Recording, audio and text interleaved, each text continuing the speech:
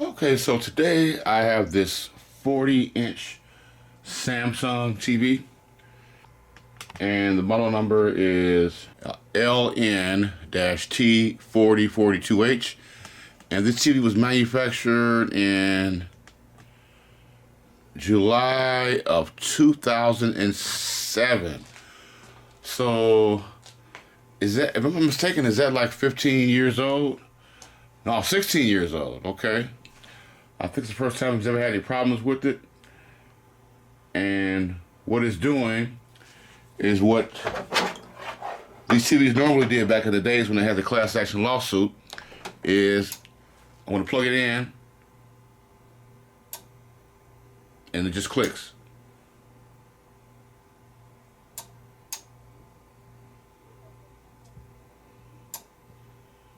That's it.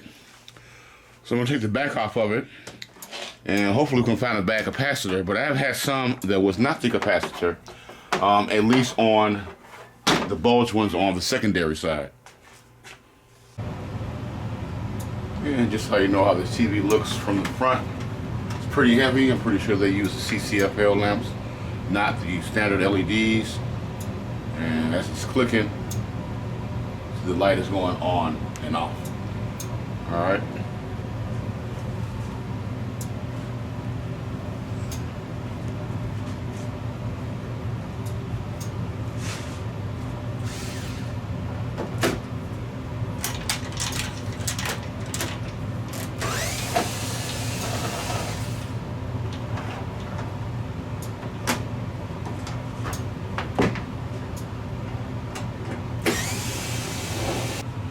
And I can see already right here. Okay, this is our inverter board. So this is a CCFL lamp lit TV. With the CCFLs, the long light bulbs, or like the lamp, the fluorescent lights. And I can already see here on this our Chime board up top, main board, and right here we have a bunch of swollen capacitors. Look at those. That is 1, 2, 3, 4, 5, 6 swollen capacitors. This one and this one's actually busted. You can actually see the electrolyte stuff that's coming out of the top of the capacitors. So once we replace those, we should be all set. There is actually a legend for this plug right here, and it's right here. But this one's kind of different. It's just, you would think, usually in most cases, they would have it lined up because there's a double set of wires on the plug. So on this side, it's just showing you the pins. Okay, so we're going to check out standby pin, which is pin 3. Pins 2, 23, and 24 have no connections. Pins 4, 5, and 6 is ground. 7 and 8 should be 12 volts. 13 and 16 should be 5.4 volts. And if we look close enough, it says 13 volts. You probably can't see that on pins 19, 20, and 23, I think, looks like. So if you go to the actual plug,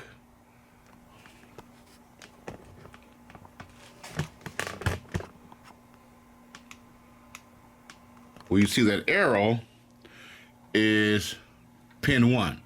And then these are the odd number pins on this side, and on this side, where this wire is at, these are going to be all of your even number pins. So the first thing we're going to check is pin. We know we're getting power on, so because it's clicking on and off. Pins 3, pins 7 and 8, and pins 13 and pins 17, because they're all on one side. So 3, 7, 13, 17, and 19. All right, let's just check those right fast and see what we get.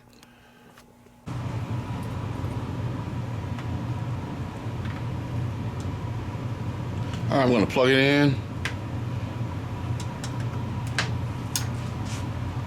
And it actually says that pin 1, this pin with the black wire, should be, I'm sorry, not pins 1, pins 3 should be standby 5.2 volts. So we're going to go 1, the next one should be 3. And it's not quite 5.2, for like 4.9, 5.195, that's pretty close. Alright, so the next pin I'm going to go to is, let's see, pin 7, which should be 12 volts. So I'm going to go 1, 3, 5, 7. And that should be 12 volts. It's not quite getting there. It's 11.8 when it tries to come on. Alright. And so we know we're going to go back to pin 1, which is power on. So we know we'll be getting that. It's the very first black wire. And that's 3.8 volts.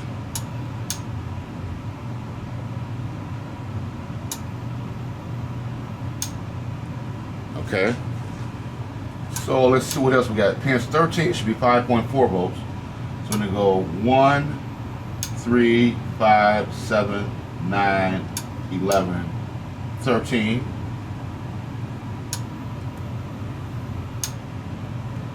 And that should be 5.4. It is coming up to about 3.9.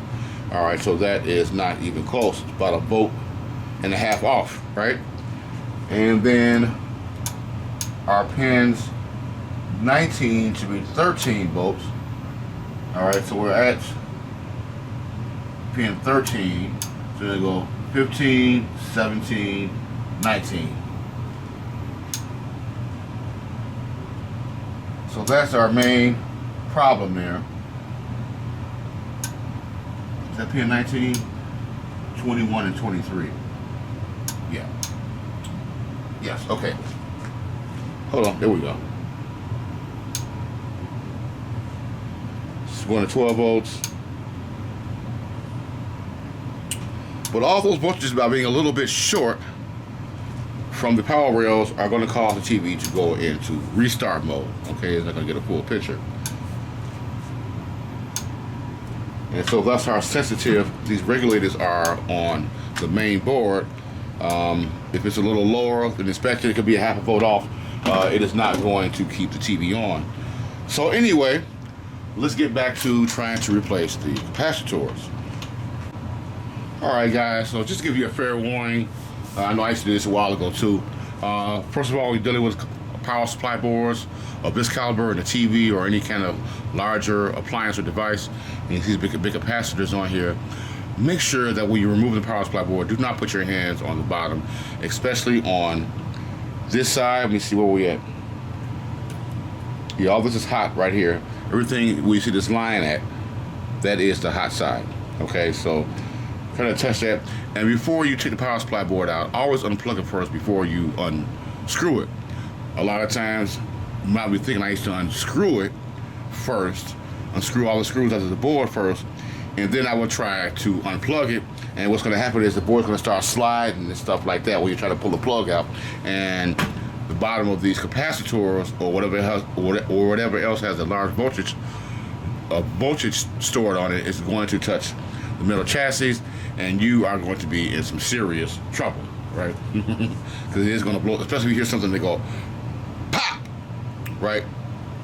In most cases, you've been blown out like a component on the power supply board.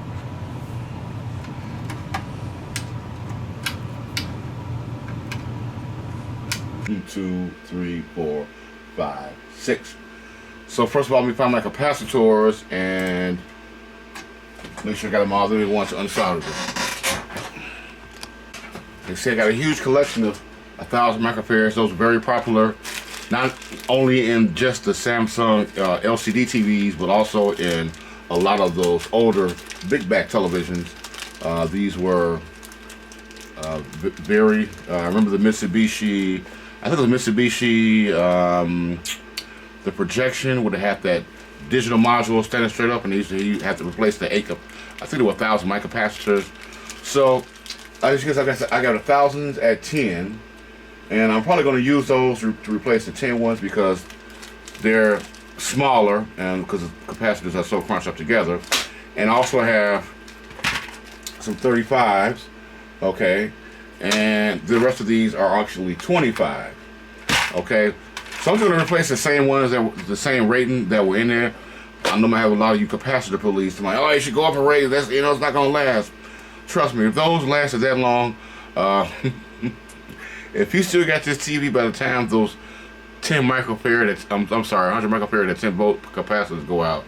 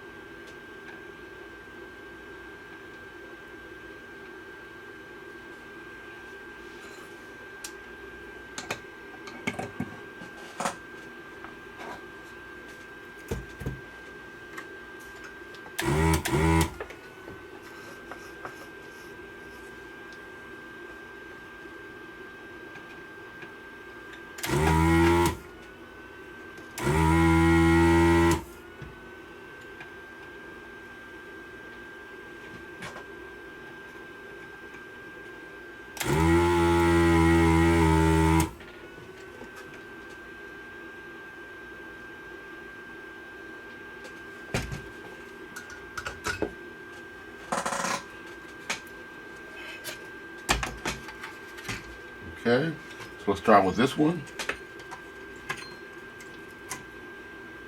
This looks pretty big for 1,000 microfarads at 25 volts. All right, 1,000 mics at 25 volts. Make sure you get the polarity correct. All right, negative, the stripe side is, goes where the shaded side is on the actual symbol on the board. All right, so definitely make sure that you have all the polarities correct, because if they're backwards, they're going to pop on you. All right, I'm just going to pull the leads back.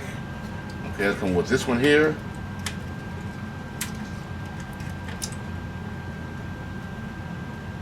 This one is also 25 at 1,000 volts. I'm sorry. 25 volts at 1,000 microfarads. Another 25 volts at 1,000 microfarads here.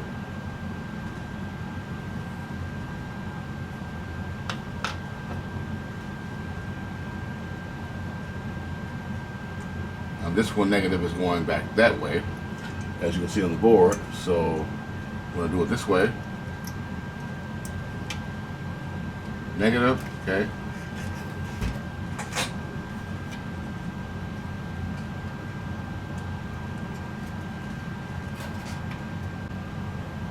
Okay, so we got our other 4 capacitors in, and we'll just solder those back.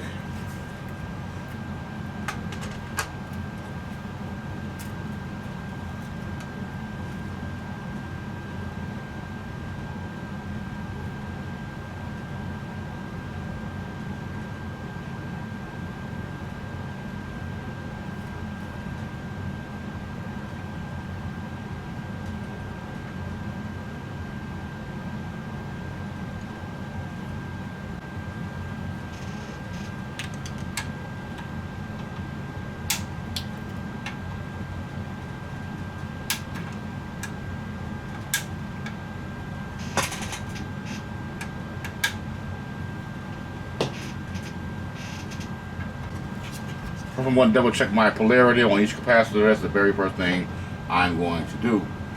Okay, so negative, negative, negative, negative, negative, negative. Okay, now this one that we did not change, which I believe was This one here. This is actually a 220 microfarad capacitor, and I'm not going to change that. It looks good. I'll double check it, make sure it's not leaky or anything. Another problem I want to note that I have experienced some years ago, it's a common problem with this TV, is the screen will go black while you're watching it, and you'll still have sound, right? So before you just start assuming this is CCFL lamps, on this particular models, or however many models they use, this actual power supply board in there. If you lift up under this, if you lift this, I unsnapped it a little bit so I can make it easier for the video, but this is snaps. If you unsnap this case right here, there are going to be bad connections on, as you can see, this is the transformer right here in black, okay? And on these pins here that are going to the secondary side, there'll be bad connections here and also maybe here. But just check all of these pins for any bad connections. They do look good. This one actually looks like it's about to crack, so go ahead and hit it up once, just to make sure it's good. I used to run into that problem all the time with this particular board. Anytime you see that plastic case up under there, I mean that plastic cover, that black plastic cover up under the inverter circuit, I just go ahead and hit it up. Those look okay. Okay guys, go ahead and check that one capacitor that was not bulged and make sure that's okay. It was marked as 220, so anything close should be fine. I think it's 20%. So look at my meter in microfarads, right? And I know some of you capacitor police are supposed to be like, oh, you're supposed to ESR, you know, that's not going to work. Well, you know, this has been working for me perfectly for 20 years. So, and now unless you're dealing with some type of sensitive circuit that uses electrolytic capacitors, then maybe you know, you can go by that. But I do also have an ESR meter, but I like this because it shows me the value of it. All right, so let's go ahead. So I should get close. Now, what you want to worry about is make sure that it's not lower than 220.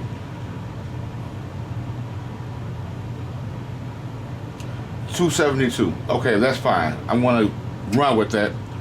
Okay, because it's higher and it's also still in the circuit, so there's probably another capacitor in there somewhere. But yeah, so I'm just going to leave that in there. And we're going to go ahead and put the board back together. I did put my plastic cover back on here. This is high voltage, so if you do check that and you know, solder the transformer here, make sure that you put this plastic cover back on because it will keep it from arcing the chassis. So I'm going to turn it back over, double check my capacitors again, make sure I did not, because I actually did that one time. I actually checked it a couple times before I put it back in the board. Guess what? I still had one in there backwards. And yeah, it smoked and blew the board out. So I had to order another board. Alright, so looks like we're good. Alright guys, here is the ultimate test of time. I'm going to plug it in. I'm going to double check, make sure everything's connected. Okay.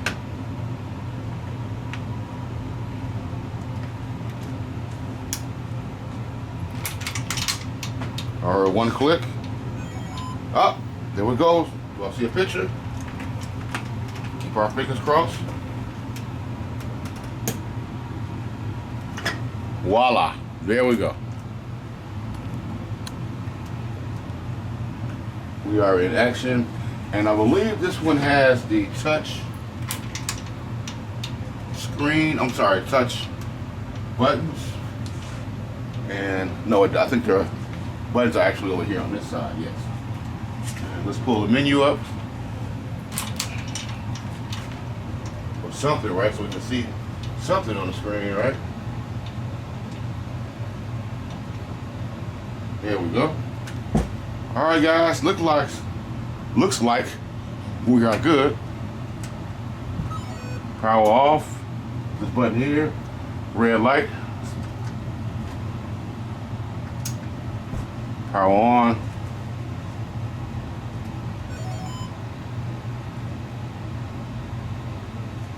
We hear that chime, and we are actually good.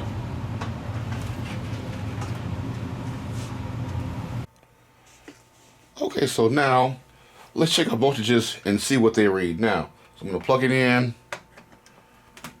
wait for the chime.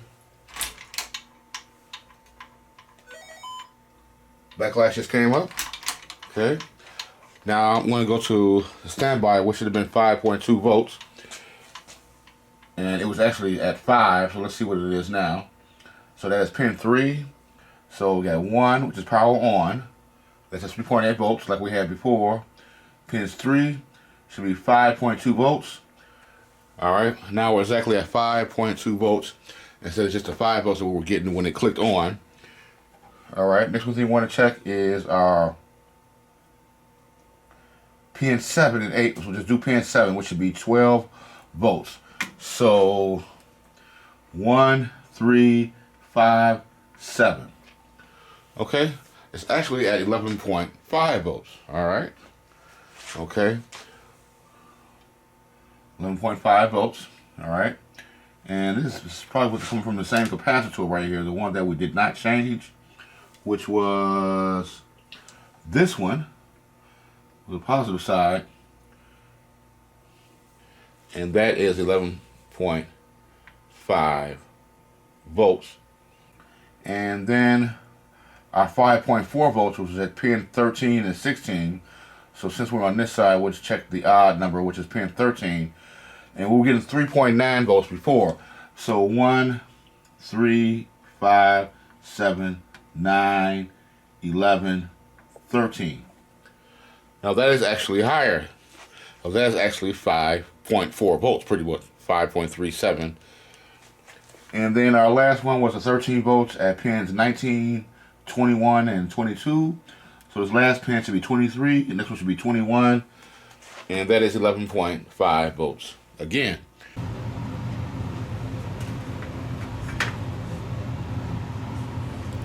Now what happens with this TV, pretty much gives you a hit. First of all, I can't believe these TVs are still around. Evidently, this is actually one of my buddy's TV. He didn't play it that much. He had an extra spare bedroom, so when he has company from out of town or whatever, they can sleep there. So yeah, so these TVs are still out here from 2007. Right, that's how much, hold on, 15 years old.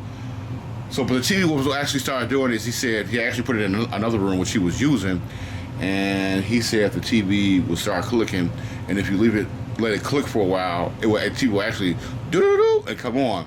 But it seemed like it was taking longer and longer and longer and longer for it to do that, right? And you don't want to wait too long, because what's going to happen is it's going to blow out one of these diodes here.